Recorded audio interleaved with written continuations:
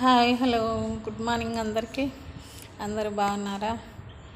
ఏం లేదు, ఒక చిన్న విషయం చెప్దామనేసి వీడియో చేస్తున్నా. ఒకటి ఏంటంటే, మనం లైఫ్లో పాజిటివ్గా ఉండాలి. ప్రతి ఒక్కటి ఏదైనా మనం అనుకునేది జరగాలంటే పాజిటివ్గా ఉండాలన్నమాట.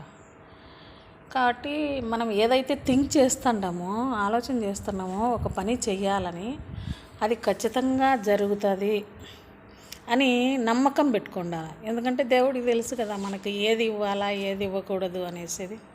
కాబట్టి పాజిటివ్గా ఉంటే దేవుడు ఖచ్చితంగా ఇస్తాడు. కాకపోతే కొంచెం లేట్ అవుతుంది అన్నమాట. అట్లే మనం అనుకున్నది ఏదైతే అది రిమెంబర్ యువర్ రెస్పాన్సిబిలిటీ. మన రెస్పాన్సిబిలిటీ అనేది మనం ప్రతిసారి గుర్తు చేసుకుంటూ ఉండాలి. మన రెస్పాన్సిబిలిటీని మనం ఖచ్చితంగా చేయగలిగితే దేవుడు ఇవ్వాల్సింది దేవుడు ఇస్తాడనమాట. అదేవిధంగా ఎందుకు చేయాలి, ఏం చేయాలి అనేది క్లియర్గా ఉంటే, మనం వెళ్ళే దారి కరెక్ట్గా ఉంటే దేవుడు ఖచ్చితంగా మనకి ఇస్తాడనమాట.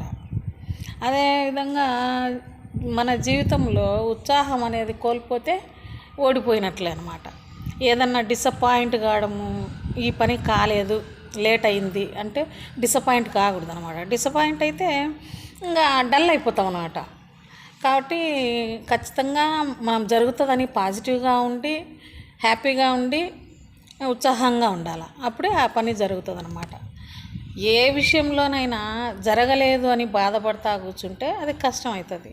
ఒక్కసారి ఏదైనా దెబ్బతిన్నారు అంటే బాధపడితే కానీ దాని గురించి మనకి అర్థం కాదు. మనం ఒకసారి ఏదైనా ఒక వర్క్ విషయంలో దెబ్బతిన్నామంటే మనకి దాని విలువ ఏంది అనేది తెలుస్తుంది. కాబట్టి ఆ బాధ అనేది భరించినప్పుడే దేవుడికి ఖచ్చితంగా మనకి ఇస్తాడు.